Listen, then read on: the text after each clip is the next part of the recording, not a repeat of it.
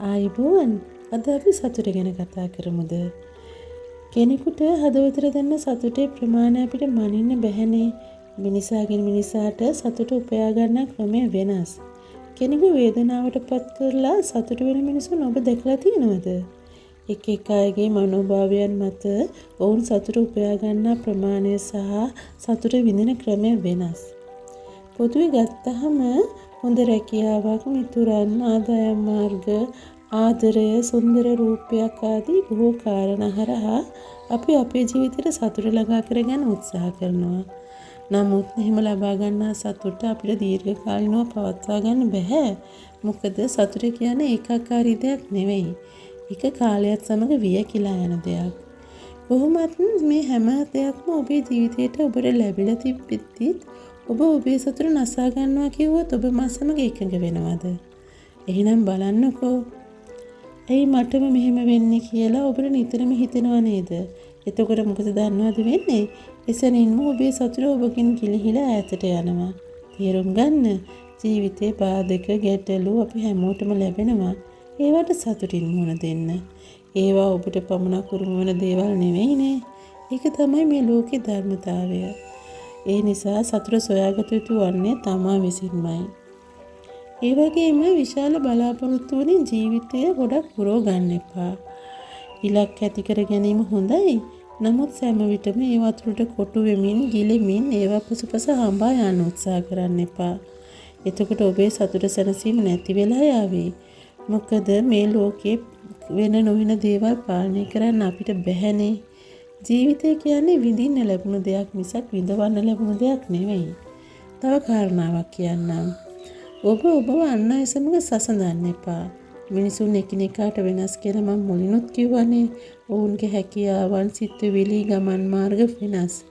සමහර විට ඔවුන් කෙටි කාලයකින් සාර්ථකත්වය අත්කරගනීවි. ඔබට නොහැකි වේවි. ඒ ඔවුන්ගේ දෛවය. ඔබ මෙලොවට එන්නේත් යන්නේත් වෙනස් විදිහට නම් තනියම නම් ඔබගේ නැගීමත් වැටීමත් වෙනස් විය යුතුයිනේ. ඔබගේ ජීවිතේ ගලා යන ආකාරයත් වෙනස් විය යුතුයි. ඒ නිසා මතක තියාගන්න. ඔබ ඔබේ චරිතය අනිත් චරිත සමග සමාන කරගන්න එපා. ඒකෙන් ඇතිවෙන පසුතැවීමක්. ඒ වගේම වෙනත් කෙනෙක් කරන දෙයකින් ඔබේ ජීවිතේ කඩා වැටෙන්න පුළුවන්. ඒක ඉතින් සාමාන්‍ය දෙයක් නේ. හැබැයි සැලෙන්න එපා. ඔවුන්ට වෛර කරමින්, ඔවුන්ව මානසිකව ඇදවට්ටමින් ඔබත් මනසින් ඇද වැටෙන්න එපා. ඔබට කරන්න තියෙන හොඳම දේ තමයි ඔවුන්ව අතාරින්න. ඔවුන්ට සමාව දෙන්න. එතකොට ඔබට සතුට ළඟා වේවි. කරලා බලන්නකෝ. ඔබ මේ වීඩියෝව නරඹන්න එන විටදීම දුටුවා නේද? මම ලියලා තියෙනවා වැරදුනා කියන්නේ පෙරදුනා නොවේ කියලා. තෝමස් අල්වා එඩිසන් බල්බය නිර්මාණය කිරීමේදී 999 වතාවක් වැරදුනා කියලා අහලා තියෙනවා. ඒ වුණාට ඉතින් එදා ඔහු පෙරදුනා කියලා හිතුවා නම් ඒ ඉලක්ක ජයගන්නේ කොහොමද? ජීවිතේ වර්ධිමින් තමයි ඉලක්ක කරා යන්නේ. ඒ නිසා වැරගත්තු වැරදි තීරණ ගැන පසුතැවි ඉන්න එපා. ඒවා නිවැරදි කරගන්න. එහෙම නැතිනම් වෙනත් විකල්ප එකතු කරගන්න. කොහොමත් දිනේ පැය 24 තුලම අපිට සතුට රඳවා ගන්න බැහැ කියලා විද්‍යාඥයන් පිරිසක් විසින් කළපු පරීක්ෂණ වලින් ඔප්පු කරලා තියෙනවලු. අපි අවදිව සිටින කාලයෙන් 46%ක්ම අපේ මනස අයාලේ යනවා කියලා යොවුන් කියන්නේ. එහිදී බොහෝ දුරට අපේ සිතුවිලි බැඳෙන්නේ පරිසරයේ තිබෙන ඍණාත්මක සිදුවීම් සමගින්ලු.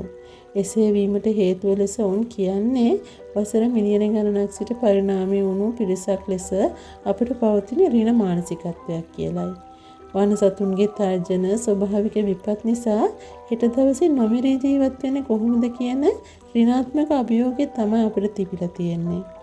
ඉතින් වර්තමානයේ අපි කොයිතරම් දියුණු වුණත් අනතුරුදායක ඍණාත්මක තොරතුරු තමයිලු අපේ මොලේ හොයන්න කැමති. අපේ මොලේ හයිලයිට් වෙන්නේ ඒ ඍණාත්මක තොරතුරුලු. කොහොමත් ඉතින් සතුටුදායක දේවල් මතක් කරනවට වඩා දුක් මුසු පරාජිතයන් මතක් කරමින් සුසුම් හෙලන්නනේ අපි වඩාත් කැමති. අපි මානසිකත්වයෙන් අත්මිදින්න කැමති නැහැ. මතක තියාගන්න ඒ හැඟීම මායාවක්. මෙම මායා මානසිකත්වයෙන් මිදෙන්න ඔබ උත්සාහ කළ යුතුම වෙනවා. ඒ සඳහා මම ඔබට කාරණා කිහිපයක් කියා දෙන්නද? ඔබ දන්නවද ලෝකයේ සතුටින් මිදෙන පුද්ගලයා කවුද කියලා? ඔහු තමයි මැචිව් රිකාඩ් භික්ෂුව. උන්වහන්සේ කියන විදිහට භාවනා කිරීම තමයිලෝ සතුට ලබාගතකේ හොඳම ක්‍රමය. මෙහිදී අපේ සතුට හෝමෝන වෙන ඩෝපැමින්, සෙරොටොනින්, ඔක්සිටොසින් වගේ හෝමෝන ස්‍රාවය උත්තේජනය වැඩි වෙනවලු. ඒ වගේම අපේ ස්ට්‍රෙස් හෝමෝනය වෙන කෝටිසෝල් ස්‍රාවය අඩුවීමත් සිදු වෙනවලු. එතකොට ආතතිය අඩු වෙලා අපිව සතුටටපත් වෙනවලු. එහෙම තමයි අපේ ශරීරය අපිව මොටිවේට් කරන්න සැරසිලා ඉන්නේ. ඒ වගේම රිලැක්සේෂන් මියුසික් පාවිතියනොත් අපේ ආතතිය පාලනය කරන්න පුළුවන් කියලා හොයාගෙන තියෙනවා. කොහොමත් ඉතින් සංගීතය කියන්නේ දිව්‍යමය ඖෂධයක් ලෙස කියන්න පුළුවන්නේ. තව දෙයක් කියන්නම්. ඔබ ළඟ තිබෙන දෙයක් පිරිසිදු සිතකින් තව කෙනෙකුට දෙන්න. දන්නවද? යමක් ලබා ගන්න පුද්ගලයාගේ සතුටට වඩා ලබා දෙන පුද්ගලයාගේ සතුට උපරිම බව. සුවදායක නිින්ද, අවශ්‍ය ප්‍රමාණයට ආහාර, සුදුසු ව්‍යායාම ආදී කාරණා තුලිනුත් ආතතිය පාලනය වෙලා සතුට වැඩි වෙනවලු. ලදදීන් සතුට වීම තමයි මේ හැම දෙයකටම වඩා ප්‍රබල. ඒ නිසා ඔබට තිබෙන දෙයින් සතුටු වෙන්න පුරුදු වෙන්න. එවිට සතුටින් පිරී ඉතිරී පවතින සුන්දර ජීවිතයක් ඔබට හිමි වේවි. එහෙනම් අදට ඇති නේද? මම ලබන සතියේදීත් මෙවැනිම වීඩියෝකින් ඔබ හමුවන්නම්. මේ වීඩියෝ සබ්ස්ක්‍රයිබ් කරලා කමෙන්ටුවකුත් දාලා යන්න අමතක කරන්න එපා. ඔබගේ මානසික සහනය සඳහා රිලැක්සේෂන් මියුසික් වීඩියෝක ලින්ක් එකක් පහත ඩිස්ක්‍රිප්ෂන් බොක්ස් එකේ මම දාලා තියෙනවා. ඒකටත් සවන් දෙන්න. එහෙනම් මම ගිහින් එන්නම්. ඔබට සුබ සතියක්. සතුටින් ඉන්න. මම වරංගනා.